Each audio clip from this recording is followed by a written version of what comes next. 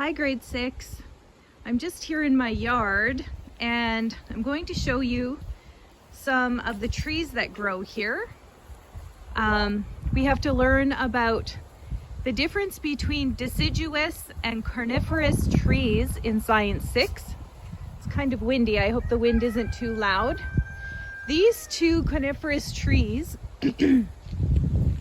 here are spruce trees that my uncle planted almost 100 years ago. So they're very huge, and you can tell a coniferous tree because, well, one of the ways that you can tell that it's a coniferous tree is because it produces a lot of cones. And so you can see all the cones on the ground that are falling off the tree. There's my dog. She's helping me make the video.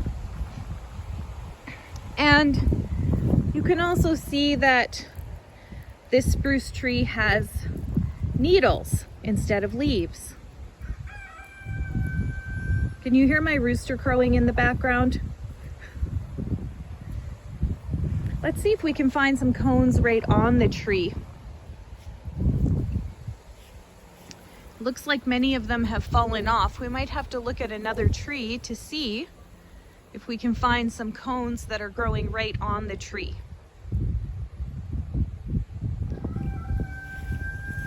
Here's one of my roosters. His name is Rocky Road Ice Cream. I think he looks like Rocky Road Ice Cream. That's why I call him that.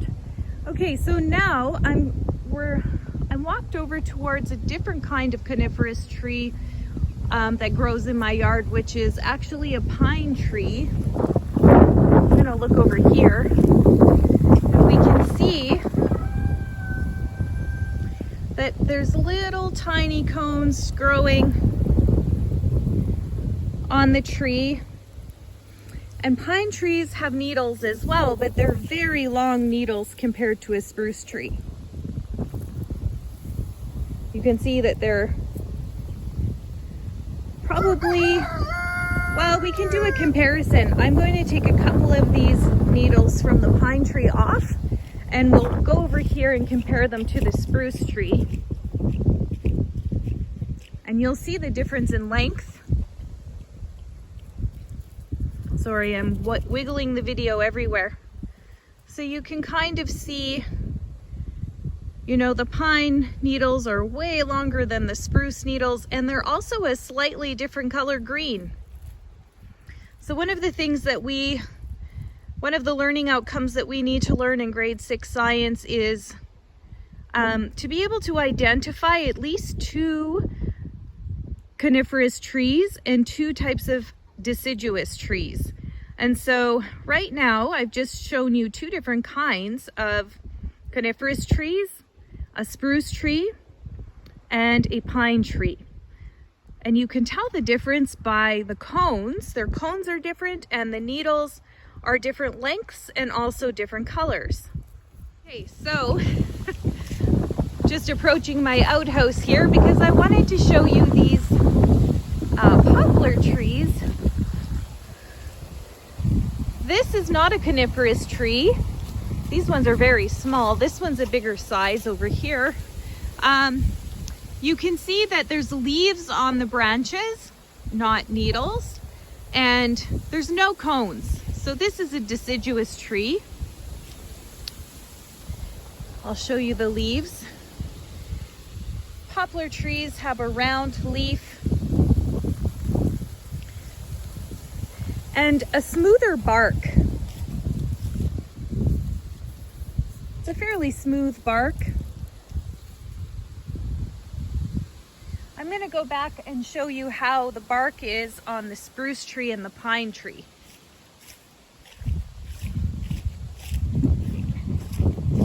I just bought a new selfie stick that I'm just trying it out today. So you can see that the bark on this pine tree is got a lot more texture. All these little lines are on it. Also, deciduous trees lose their leaves in the fall. So you might be noticing that there's a lot of crunching dried leaves on the ground, and that when you look at the trees, the leaves are starting to turn autumn colors like yellow, orange, or red or brown. And if you look on the ground, you can notice a lot of leaves on the ground at this time of year. Sometimes people are raking them up. Sometimes they leave them to rake up until the spring. This is a different kind of tree. It's a willow tree. You can see that the leaves on this tree are long, much longer than the poplar tree. I want to take us over to the maple trees behind my house so we could see what a maple tree would be like. Okay, so behind my house here, near my pasture, I have a row of maple trees, and you can see that they've already turned some beautiful fall colors, very yellow. They have quite a bit of texture on the trunk. They produce these helicopter seeds that they blow all around in the wind, and new maple trees will grow in all kinds of places, even between the cracks in the sidewalk, because the seed will land in there and it will grow. And so hanging on this tree are quite a few of those seed pods. And you can see how the leaves on the maple tree are different than the leaves on the willow tree that I showed you, or the leaves on the poplar tree. So that's how we can distinguish the differences in trees, is by how the leaves look, how the texture of the bark, the colors. Maybe you can think of some other ways that we're able to differentiate the different kinds of trees. Right behind my maple trees, I have some more spruce trees as well. And this one doesn't have many cones on it either. I know there's one behind my barn that's loaded with cones. Maybe we'll go take a look at that one later.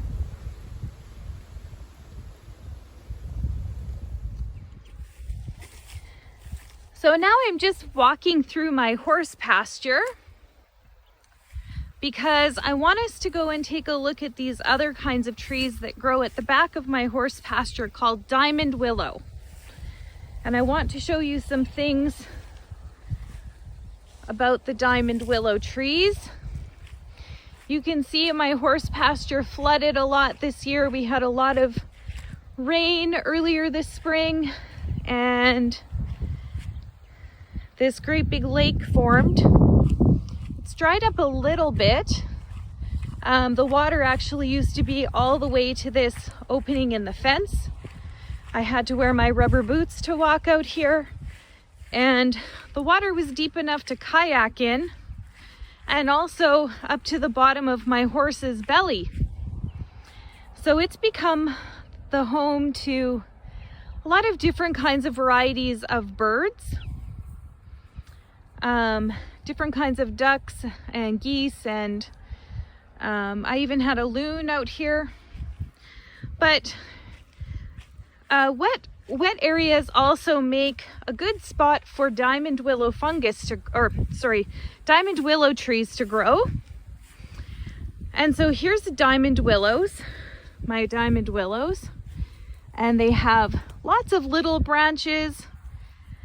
The leaves are kind of long, just like that other willow tree we looked at, but finer. They're not as wide or as big. And I'm trying to find, I want to show you why they call it the diamond willow. But this is not a very good example. So I have to walk around here. There's thistles and I'm not wearing the right shoes.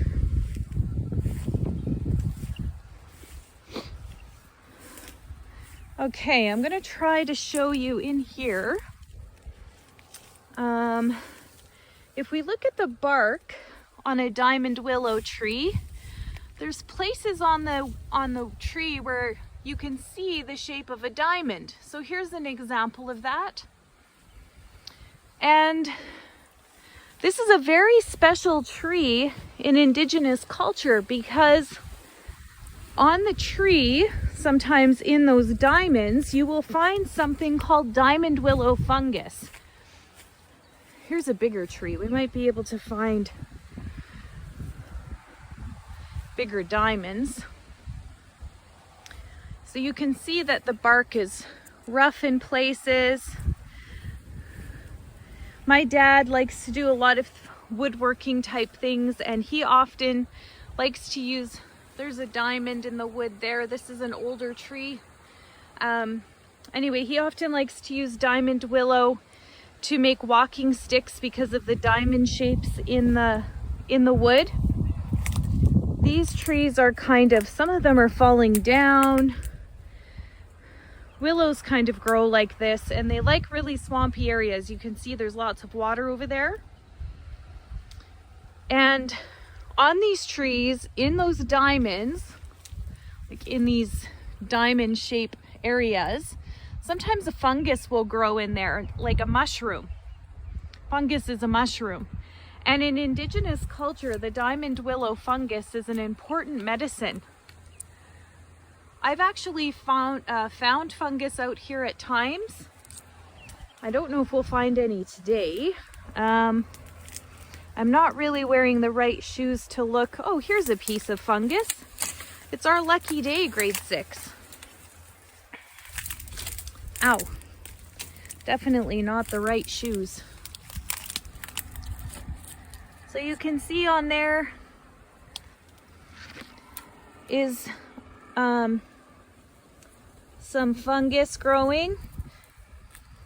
So you would have to take a knife and cut that out after making an offering of tobacco.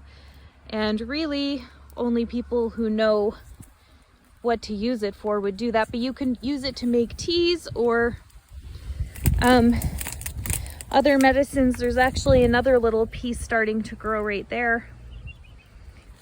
So we did find some. That's interesting. So as we continue on this little field trip around my yard, I want to show you some of the trees now that produce berries. This is a mountain ash tree. Maybe you can think about it. Do you think it's coniferous or deciduous? Maybe think about that as we take a look here. So mountain ash trees have these bright red berries and several leaves on one leaf stem. You can see how they grow like that. And they have these nice bright berries. The birds love these berries, but these berries are not good for people to eat. So it's always really important to know and be able to distinguish which trees are producing berries or nuts and seeds that are edible and which ones may be poisonous or harmful.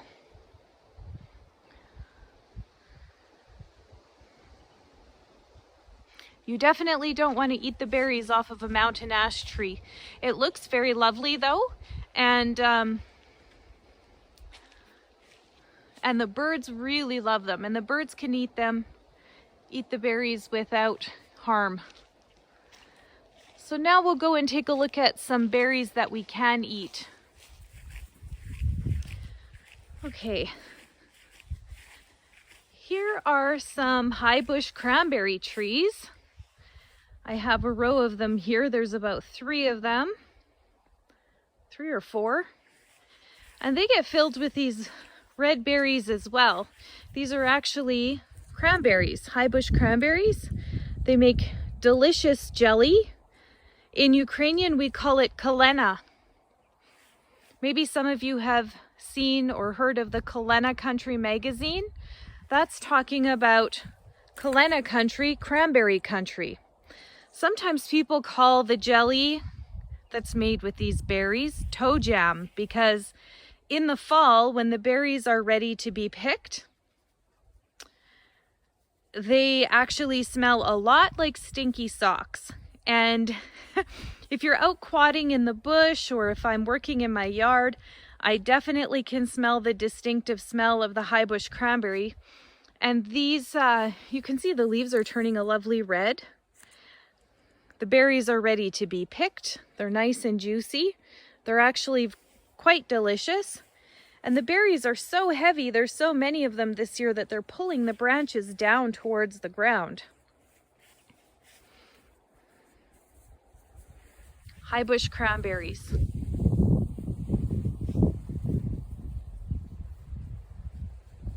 And I think actually just over here might be that tree that I saw that was full of cones. Sure, the sun is kind of shining in the video a lot here, but you can see in this tree, see if I can extend my selfie stick a little bit more. The spruce cones hanging from this tree, it's just loaded with cones this year. So this again would be a coniferous tree. It has cones and needles rather than leaves, like a deciduous tree would. And coniferous trees keep their needles, and their needles stay green all winter long. Sometimes people like to use coniferous trees for Christmas tree at Christmas time. I don't like to do that. I don't like to use a real tree for Christmas. I don't like to cut down a living tree for that, but a lot of people do. Some people love to do that. Look at how many cones are on this tree. It's loaded.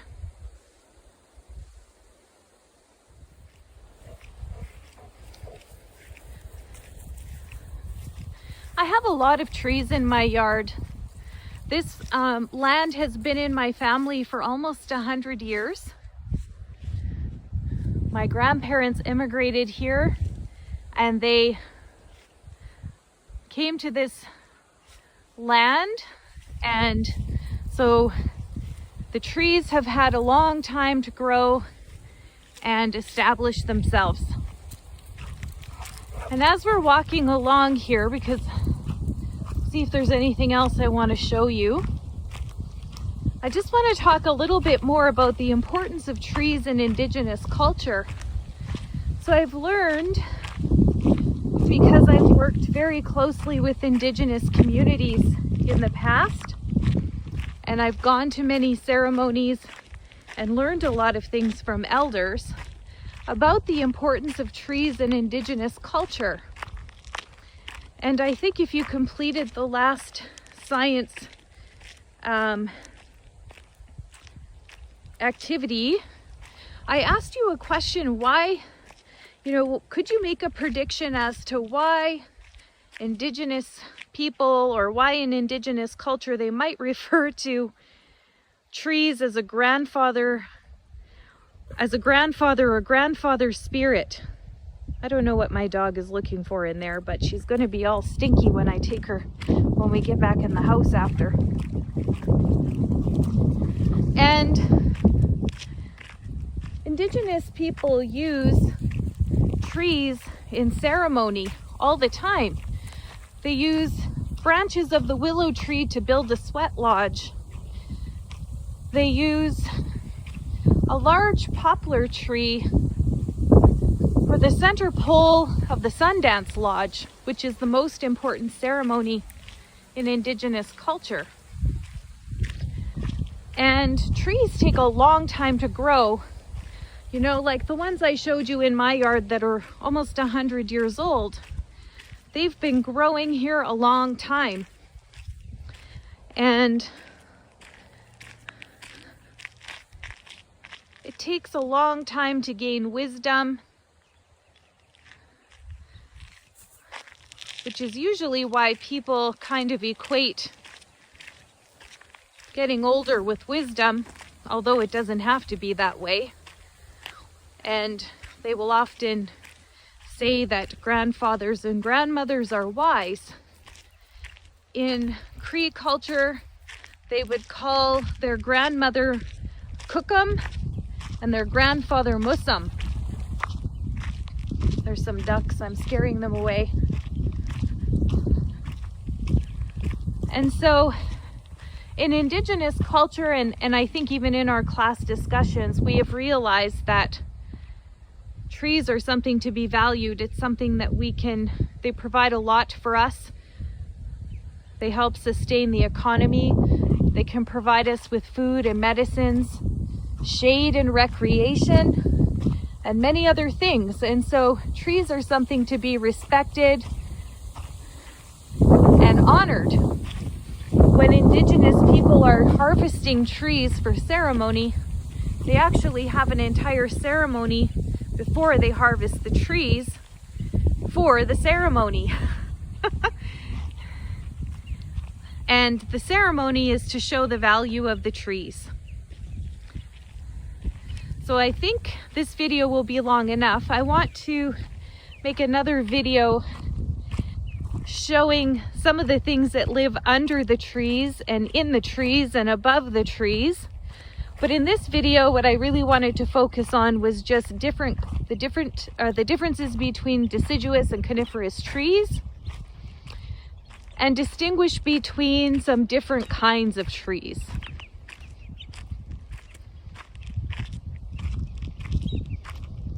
Thank you for watching. I hope you enjoyed all the trees in my yard and my big lake, which used to be a horse pasture. Bye for now.